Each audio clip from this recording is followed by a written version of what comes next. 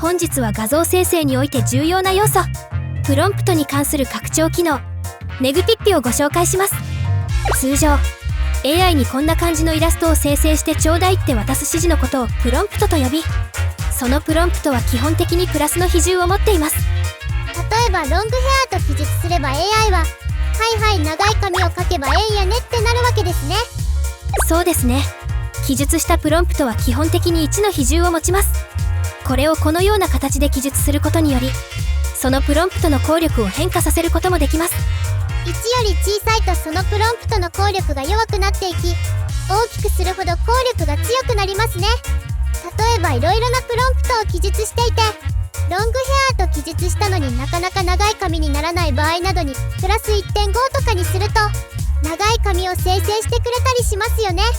逆に生成してほしくない要素はネガティブプロンプトといって、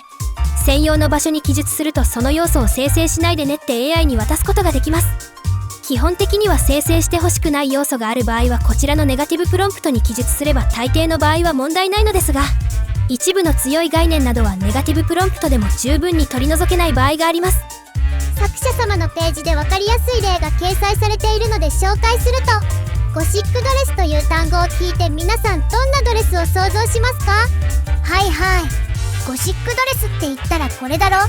とにかく真っ黒基調の服装のイメージなのだ。そうですよね。 AI もそういう風に学習しているので、ゴシックドレスというプロンプトだけを渡すと基本的に真っ黒な衣装を生成してくるんですよね。そこでネガティブプロンプトの出番なわけですが、ネガティブプロンプトにブラックという記述を重みをつけておいても、黒という概念を完全には取り切れないことが多いようです。そこで今回紹介する拡張機能、ネグピッピを使用してこのようにブラックというプロンプトの比重をマイナス方向に持っていくと、はいはい、ブラックは生成しないってことねって AI が認識してくれます。この拡張機能を使用する場合、プロンプト欄にマイナス方向での記述をするとそのプロンプトは生成されない方向で認識され、ネガティブプロンプトにマイナス方向で記述するとそのプロンプトは逆に生成される方向で認識されます。何の意味があるのって感じですが、要は比重をマイナス方向に記述した場合、ネガティブプロンプトよりも強い効力を持つみたいですよ。どうしても消したい要素があるのになかなかネガティブプロンプトへの記述では消せないよって時に出番なのだ。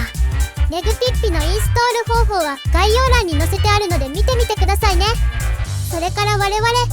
メンバーシップを始めたので興味のある方は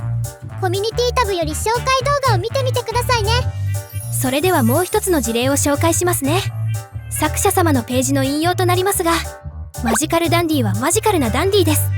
そしてマジカルダンディを呼び出すことはとても難しいです。はいはい、わかりますわかります。基本的に女の子しか出てこないですよね。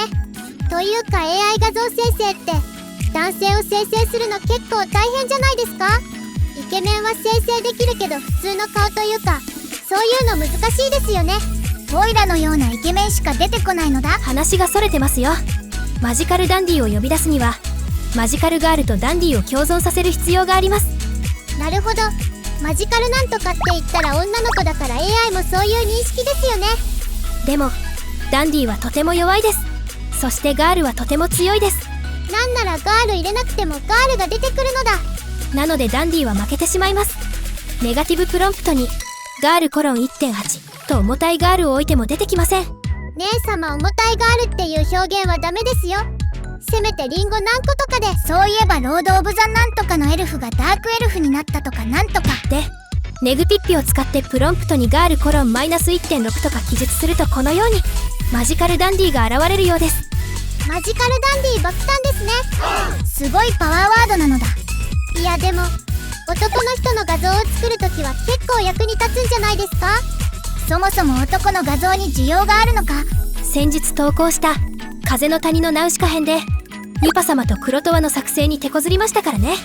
イケメンのクロトワはバチクソ批判浴びましたからね。見かねてプロの方がアドバイスしてくれましたよ。ありがとうございます。皆さんもどんどんコメントでアドバイスくださいね。